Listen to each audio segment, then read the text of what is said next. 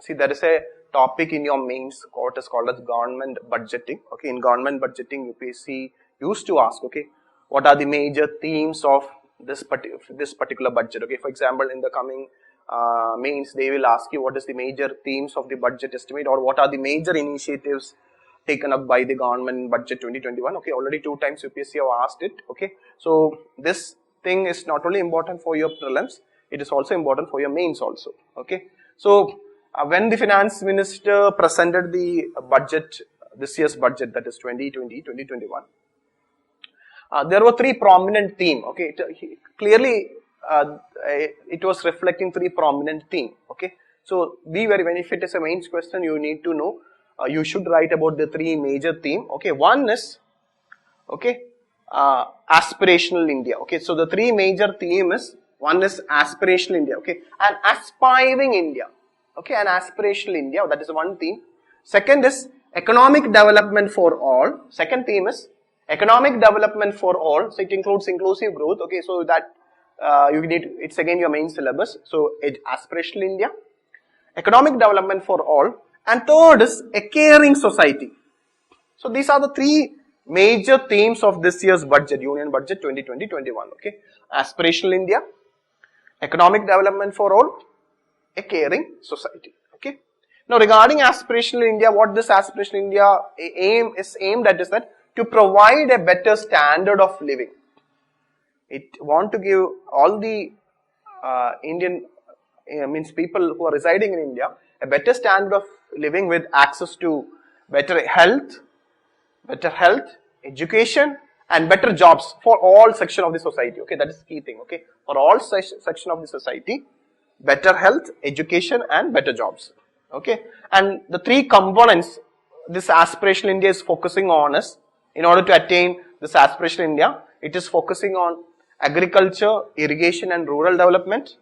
It is focusing on wellness, water, and sanitation, and then focuses on education and skills. So, the 3 components of aspirational India is education, wellness, water and sanitation, and agriculture related activities. Okay. And regarding when we say economic development for all, this theme will come. Okay.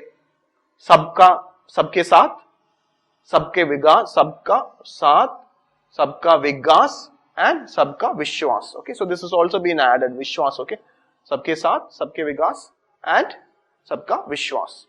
It's again, these themes, if you write it, it will give a major means. And then see, once you know the major theme, then you have to pinpoint what are the initiatives to attain these goals which is mentioned in the budget, that I will be discussing. Okay, and a caring society. Caring society, especially for scheduled castes, scheduled tribes, women, disabled people, a special focus has been provided in this budget. So by ensuring their welfare and development, so for both from humanistic and compassionate point of view, a caring society.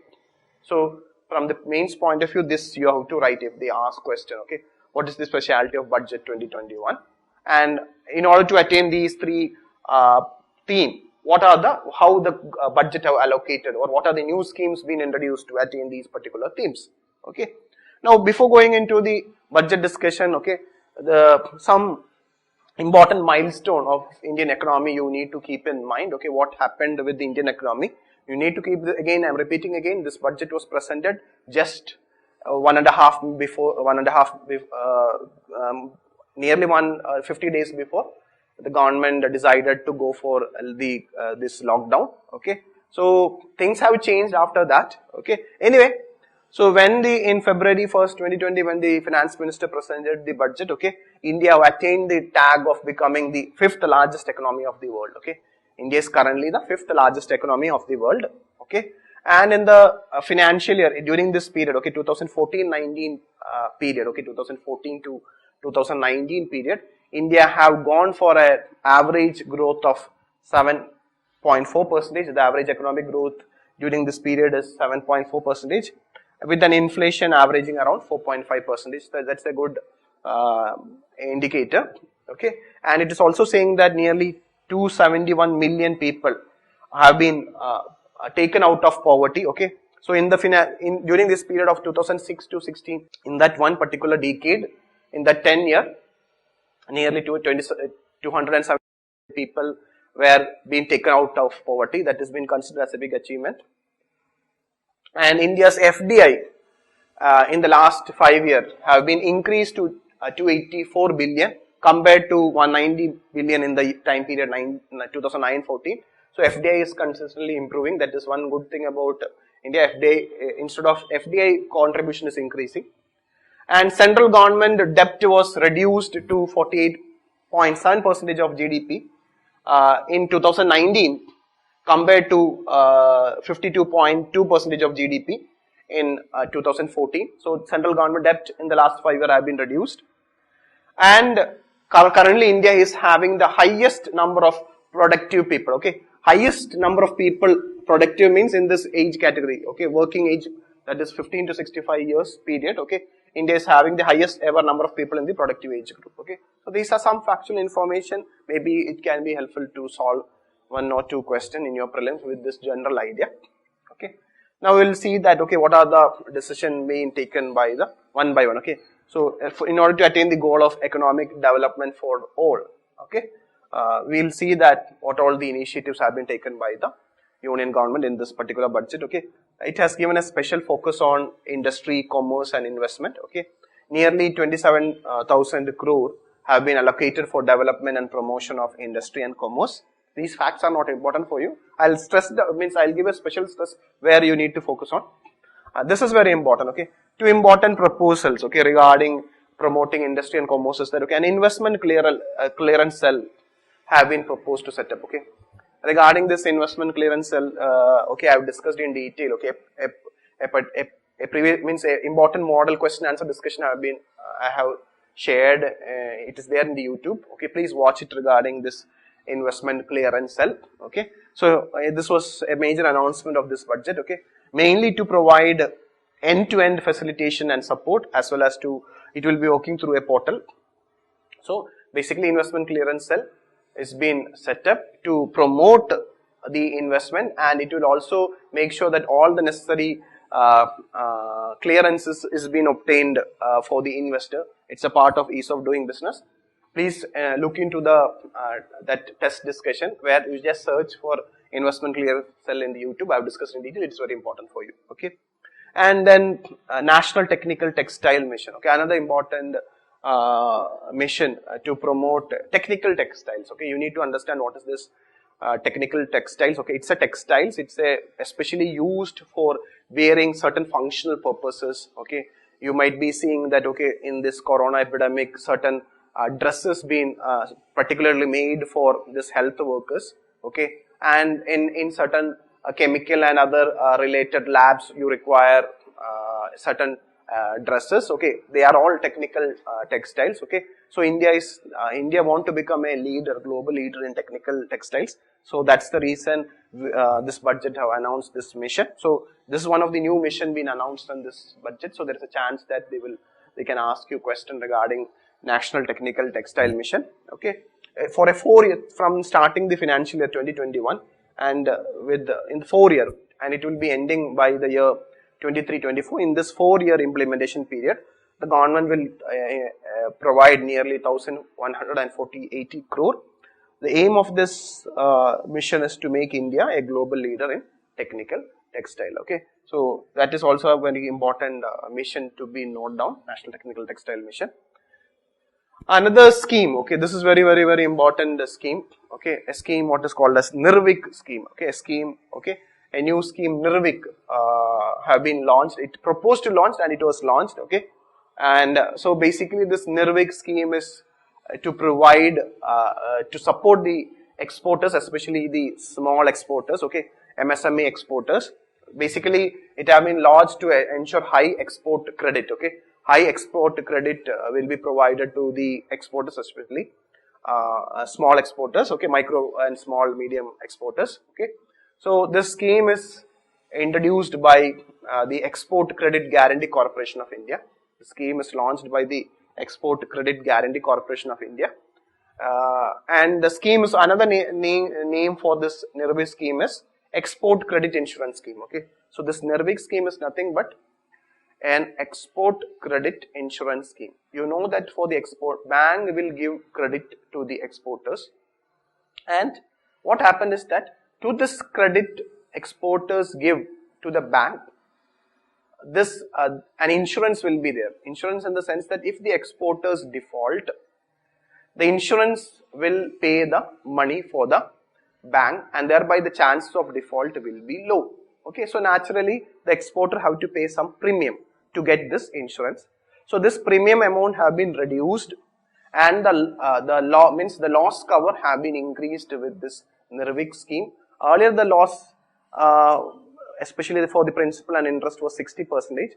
Now in the Nirvik scheme, 90% of the loss occurred to the bank for export credit will be covered, and the premium amount which the exporters have to pay for this insurance have been lowered. Okay, so that's a very, very important scheme to promote exports. Okay, so basically the scheme is also called by the name Export Credit Insurance Scheme to enhance. So basically the scheme will enhance loan availability to the exporters and ease the lending process for exporters.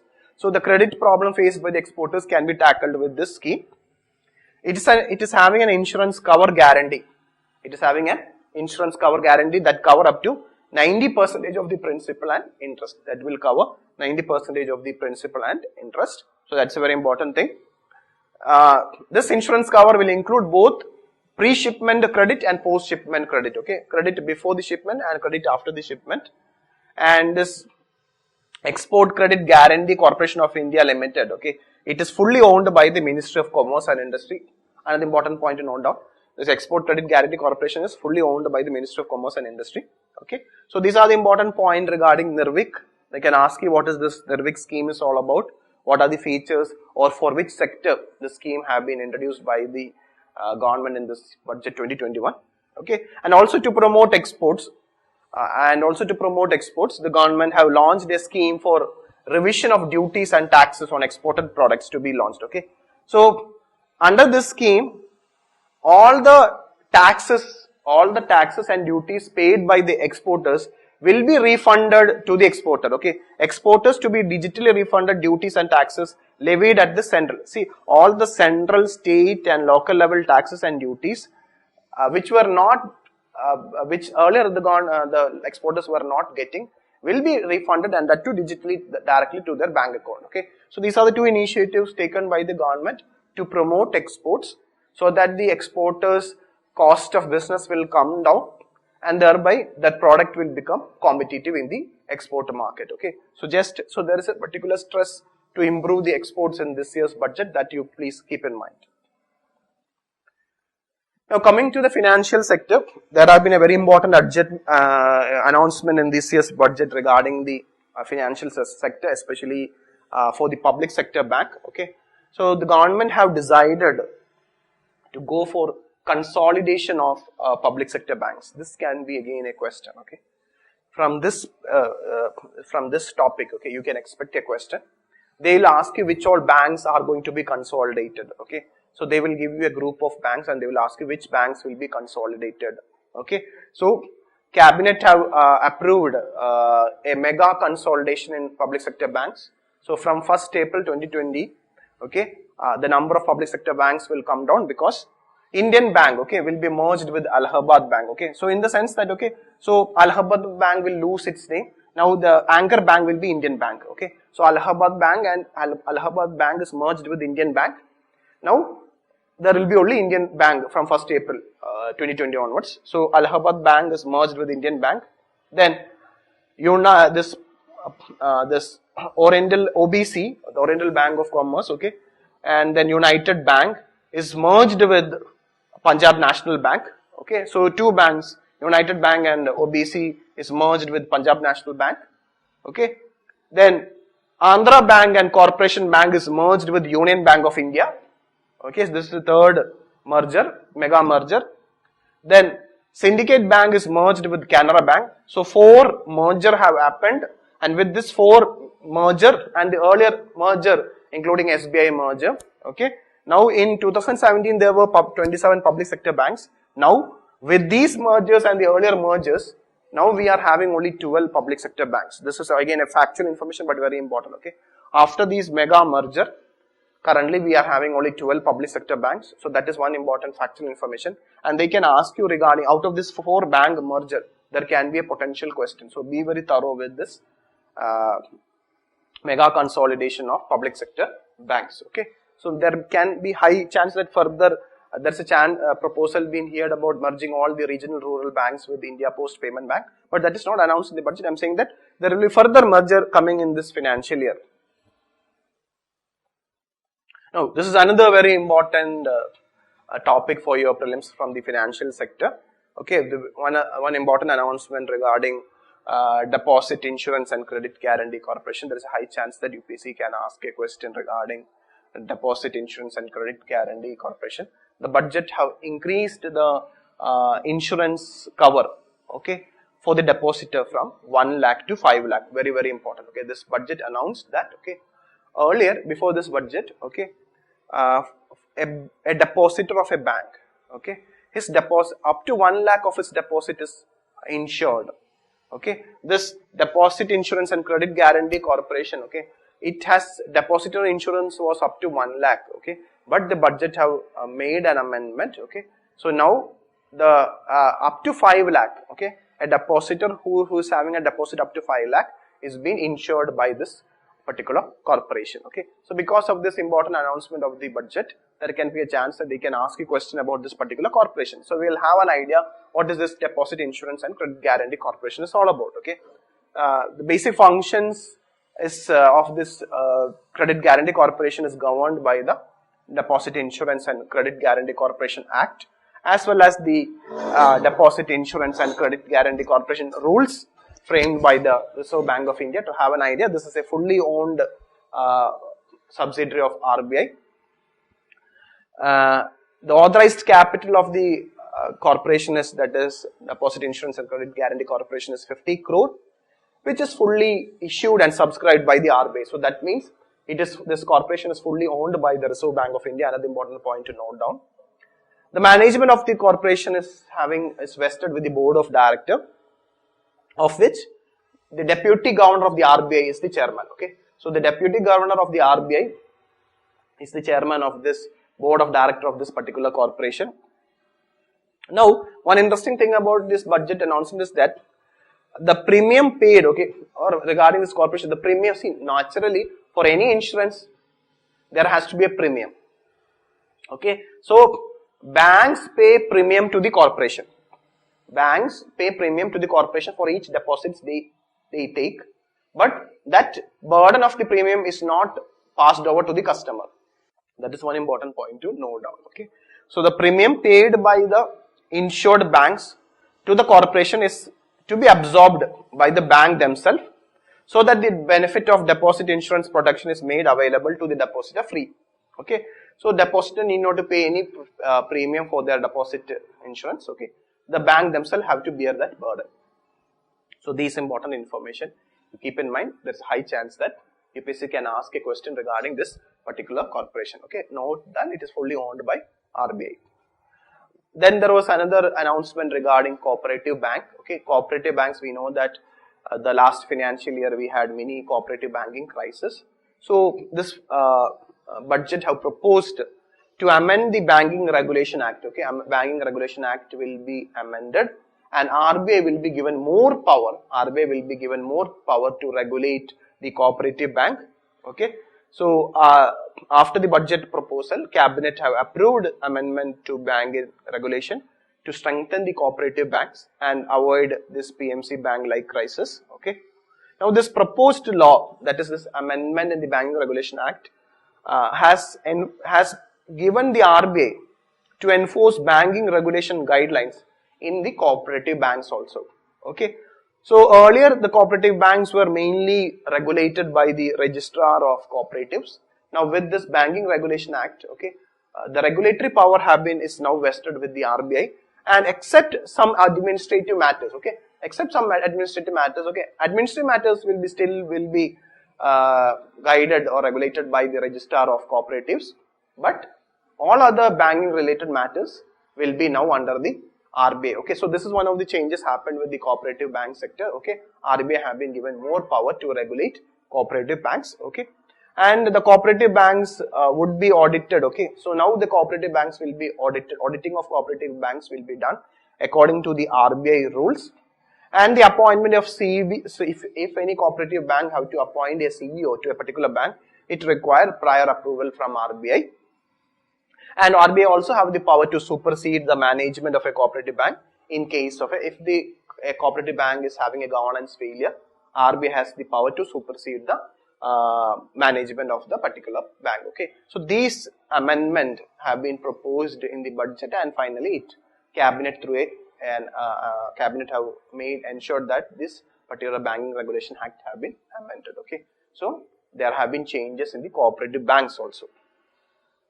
And regarding, I already told you the government is planning to raise out in our disinvestment target. I told you out of that 2.1 lakh crore which the government is trying to raise in the disinvestment target, 90,000 crore is coming from through public sector banks and financial institutions. Okay, so IDBI Bank, okay, government have already sold the majority of the share of IDBI Bank to LIC.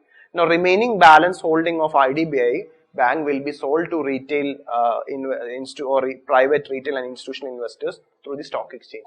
So remaining shares of IDBI Bank which the government is holding will be disinvested in the stock exchange. Okay, so that also another important decision taken in this year's budget. Now regarding, there's another important announcement regarding the financial sector, that is in relation to the Regulator of Pension Fund and Regulatory Development Authority of India Act, which created this pension fund regulator, will be amended. Okay, so this pension fund regulator act will be amended mainly to strengthen the role of pension fund regulatory and development authority of India. Okay, so it will strengthen the regulatory role of this pension fund regulator, and also there is this NPS trust. See, in our national pension scheme class, I have discussed about the NPS trust, which is looking after the NPS fund. Okay, so there will be separation of NPS trust for government employees. Okay, so for government employees, pension fund regulator will not be regulating the NPS trust. Similarly, a new trust will be established, a new pension trust will be established for employees other than the government. Okay, so the NPS trust will be separated from the pension fund regulator, and similarly for the government employees, and for other than the non-government employees, a new pension trust will be created. All these were the announcement made in the budget regarding pension fund regulator. So one thing what this amendment will do for the pension regulator is that it will strengthen the regulatory power of pension regulator, plus it has separated certain functions. Okay, as a regulator, it should not be controlling any trust, any pension trust. So earlier under the new pension scheme it was doing that, so that have been separated through this particular amendment. Now because of this announcement, again UPSC can ask regarding the pension fund regulator. They can ask what is the function of this pension fund regulator. So basically this regulator regulates India's national pension system. Okay, so in the national pension system, the pension of the central government, state government employee, private sector employee, and unorganized sector are all contributing. So all the so basically national pension system is regulated by this pension fund regulator, and it is also regulating a particular scheme. Okay, the Atal Pension Yojana, especially for unorganized, which is also Atal Pension Yojana, is also a pension scheme. That scheme is also being administered or regulated by the pension fund regulator. Mainly the Atal Pension Yojana is for unorganized sector and low income groups. And this regulator was set up through an act, Pension Fund Regulatory and Development Authority Act in 2013, and it came into force in 2014. It's a new regulator. Okay, pension fund regulator is a new regulator which came into force only in 2014. Okay, so they can ask about if a question regarding pension fund regulator, who is administering or who is regulating the national pension scheme or Atal Pension Yojana, you can easily say that it is the pension fund regulator only. Okay, now regarding, there have been some announcement regarding financial market. We will see that. Okay, so the government said that okay, certain specified categories of government securities to be opened fully for non-resident investors have been announced, and after that RBI opened a route what is called as fully accessible route. This video on fully accessible route is available in our YouTube. Okay, question have been discussed in it. Okay, so this is actually fully accessible route, a separate route for the non-resident investors to invest in government securities. Okay, and also we know that there is a foreign portfolio investment limit in corporate bonds. Okay, so the foreign portfolio investment limit in corporate bonds also have been increased from 9%. Okay, earlier it was 9%. It is now increased to 15%. Okay, out of the total outstanding corporate debts. Okay, earlier 9% only FPI can invest. Now it was increased to 15%. So two important announcement regarding the financial market. Okay, then another government have a budget announcement is that the government is proposing to have a new law. Government will come up with a new law for laying down a mechanism for netting of financial contracts. Okay, a new concept was announced in the budget. Okay, so finance minister is saying that okay, it will come up with a new law for netting of financial contracts. Okay, you know that what is a financial contract? Financial contracts are a contract between more than two people. Okay, at least a buyer and a seller. So there will be multiple buyer and multiple sellers will be there. So if there is any contract for a financial transaction, that is what is called as financial contract. Okay, so derivative contract or all these are part of financial contract. The problem with financial contract is that okay, since there will be lot of buying and selling happens in a financial contract, especially in a derivative market. Derivative market is a future market. Okay, so delivery is not happening, but continuous buying and selling is happening in a financial contract. Okay, so there will be an obligation on the part of buyer and seller to pay and buy. Okay, so what this netting will do, net is nothing but we say that after you how much you have to give me, remaining you give me. That is what is called from the gross. If any buyer, okay, buyer means when you buy a financial instrument, he have to make some payment. Okay, but before making any payment, if this buyer have to get some payment, what this will do is he will reduce how much money he have to give, and then remaining amount only, net amount only will be transferred. So this is actually what is called as netting of financial contract. Okay, so for this netting of financial contract was not for bilaterally between two buyer and seller was not available, but budget have announced it and there will be a law for regulating it. Okay, so they can ask you what is this netting of financial contract. Okay, net is a method of reducing risk in financial contracts by combining or aggregating multiple financial obligation. Okay, it will combine or aggregate multiple financial obligation to arrive at a net. That's why it is called netting. Okay, so combine all the multiple financial obligation and remaining net obligation amount only will be paid. That's why it is called as netting. Okay, netting. Okay, net amount. A bilateral netting agreement enables two counterparties in a financial contract to offset the claim against each other to determine at a single net payment obligation due from one counterparty to the other. We discussed this. Okay, so earlier we were not having any bilateral netting agreement. With this, as of now, we are not having any bilateral netting agreement for financial contracts. It's not permitted in India. But with this new law, bilateral netting for financial contracts will be allowed. So because of this announcement, UPSC can ask what is this concept of netting or netting of financial contracts or bilateral netting can be asked for. Next is regarding, okay, before this budget, okay, in November, December time in 2019 period, okay, government have introduced India's first corporate bond exchange traded fund. Okay, you are supposed to know about exchange traded fund. It's a very important concept. Those who don't know about exchange traded fund, I have already taken in the class. The concept of exchange traded fund I have shared in the YouTube channel. You can watch it. Okay, so please go through it. Exchange traded fund is one of the most important concepts for your coming prelims. Okay, now, so already we have equity exchange traded fund. Okay, for the government. That is, government is having two equity exchange traded fund. That is CPSC exchange traded fund. That is the first government of India's equity exchange traded fund. Then we have Bharat 22, Government of India's second exchange traded fund. After that, in late 2019, government came with India's first corporate bond exchange traded fund. Okay, that is called as Bharat Bond Exchange Traded Fund. Bharat Bond Exchange Traded Fund, where only public sector enterprises bonds, which is having a high credit rating, where will be sold. Okay, through an exchange traded fund.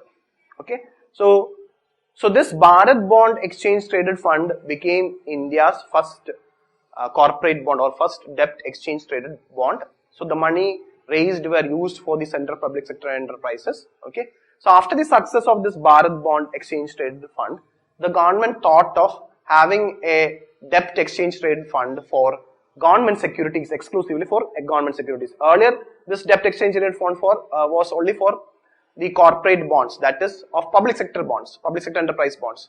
Now, in this year's budget, have announced an exclusive debt exchange traded fund for government securities. Okay, so because of all these reasons, they can ask you concept related question on exchange traded fund. So please be thorough about this exchange traded fund. Okay, so a debt based exchange traded fund will be currently we have a Bharat Bond Exchange Traded Fund. Okay, will be expanded by a new debt exchange traded fund consisting primarily of government securities. Okay, now regarding this debt exchange traded fund, okay, was this recent debt based exchange traded fund, that is Bharat Bond Exchange Traded Fund, was a success.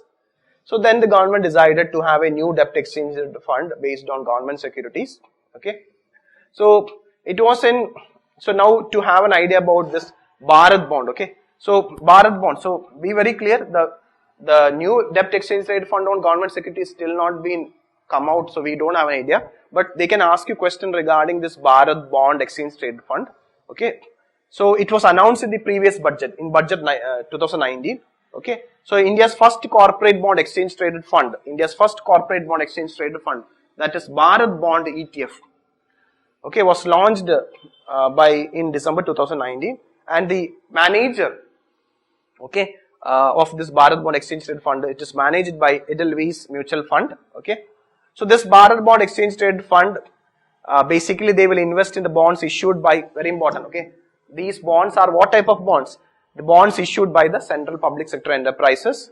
Okay, now what all central public sector enterprises bonds will be qualified? Only those central public sector enterprises bonds which is having a credit rating of AAA and above.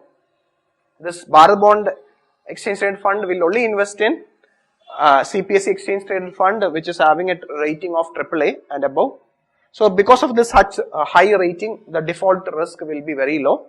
Okay, and there is a separate index created for this Bharat Bond Exchange Traded Fund, that is what is called as Bharat Bond Index. Okay, so this Bharat Bond Index, Nifty Bharat Bond Index. Okay, very important. Okay, Nifty Bharat Bond Index is the index for the Bharat Bond Exchange Traded Fund. So in December 2019, two types of Bharat Bond Exchange Traded Fund was issued. One bond maturing at 2023, that is for 3 years, and one maturing at 2030 for 10 years. So there are two indexes, Nifty Bharat Bond Index 2023 and Nifty Bharat Bond Index 2030. This is a very, very, very important current affair regarding this Bharat Bond Index. They can ask you what is this Bharat Bond Index. It is India's first corporate bond index, mainly consisting of bonds issued by central public sector enterprises, which is having a credit rating of AAA. It is managed by this Edelweiss Mutual Fund. Okay, so all these things, and it is indexes Nifty Bharat Bond Index. Okay, there is a high chance either they will ask a question on exchange traded fund or on this debt exchange traded fund or equity exchange traded fund like Bharat 22 or CPC exchange traded fund. So be thorough with all these topics.